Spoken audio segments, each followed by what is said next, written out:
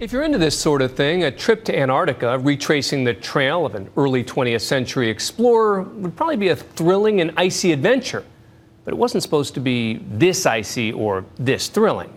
74 modern-day explorers now on a ship facing the sort of perils that haven't changed much with time. Caught in a deep freeze, literally. ABC's Gio Benitez has the story of the real-time rescue effort.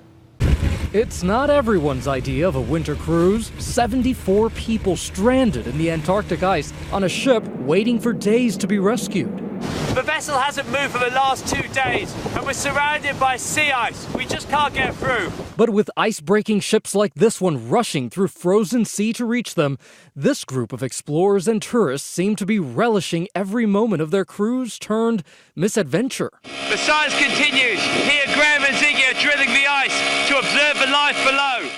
Chris Turney is leading the expedition that set off on December 8th. We're just on the edge of a sea ice, just behind me. From the southern tip of New Zealand, sailing through some of the world's roughest waters to a frozen continent. We have wind speeds on average of 50 kilometers an hour, reaching in excess of 70 kilometers an hour. Their mission is to retrace the route of early 20th century explorer Douglas Mawson, who charted this part of Antarctica 100 years ago. It's a glorious day. The fog has lifted. We're exploring amongst the sea ice, and we've just got up really close to this berg. 5 days into the trip, Well, it's the 14th of December 2013, and the Australasian Antarctic expedition has finally made it to the ice.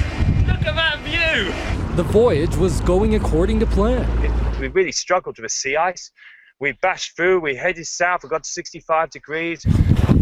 This ramshackle hut is left over from Mawson's time. We've just cleared the entrance to Mawson's hut, so let's go in and take a look. The cold has preserved the artifacts from a century ago. It's the main living and cooking area. The goal of the new expedition was to repeat many of Mawson's original experiments, to measure how the climate has changed over the past century. Storage area. That's the kitchen stove and food preparation area.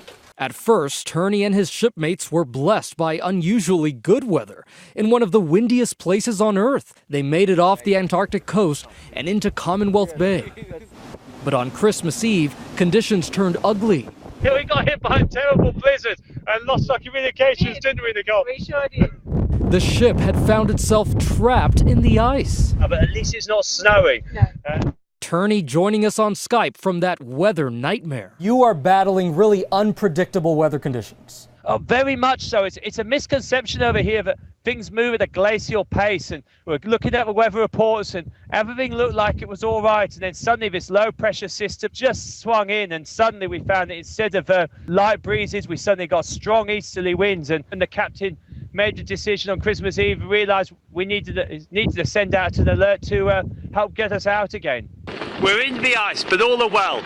Happy Christmas from the AAE. The team has been chronicling the journey on social media, Minus 15 degrees in wind chill. capturing those dramatic winds, 70 kilometers an hour.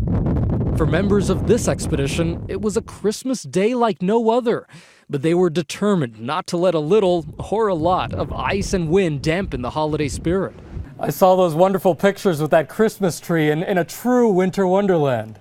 It is a bit like that. You're seeing us on a good day, though, I have to admit. Professor Turney is keeping morale high, but he knows that when these extreme trips go bad, they don't always end well. We're constantly keeping an eye on the environmental conditions and seeing where things are at. The captain just rebalanced the ship by redistributing some of the fuel and water in the ballast just to keep the ship level. It can change at any moment. The important thing is to reassure family and friends that everyone is well, the ship's in no danger, and everyone's looking forward to just getting home and seeing loved ones again. In 2007, the Canadian cruise ship Explorer struck ice and sank off the coast of Antarctica. 154 passengers and crew were left stranded in lifeboats until they could be rescued by a passing cruise ship. The passengers aboard the Australian Antarctic expedition had no illusions about this being a tropical cruise. The captain just spoke to the French vessel, the Astrolabe, and that sounds like it might be here later this afternoon or early evening, but of course we're in 24-hour daylight, and there's a Chinese icebreaker following up very shortly behind after that called Snow Dragon. And we also have an Australian vessel, the Aurora Australis, which is following up shortly behind that. So it's an amazing international effort who are very kindly helping to get us out.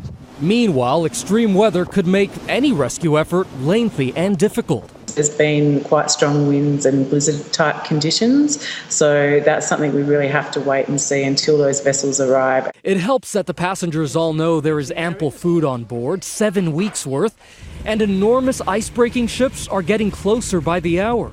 Just a short while ago, we heard on the bridge from the Chinese icebreaker vessel Snowdragon, but they're close. But the bad news is the sea ice edge is about 20 kilometers out from where we are now. A long way from when we first got locked in the sea ice. And they know they will have one great adventure story waiting to be told when they make it back home. For Nightline, I'm Gio Benitez in New York.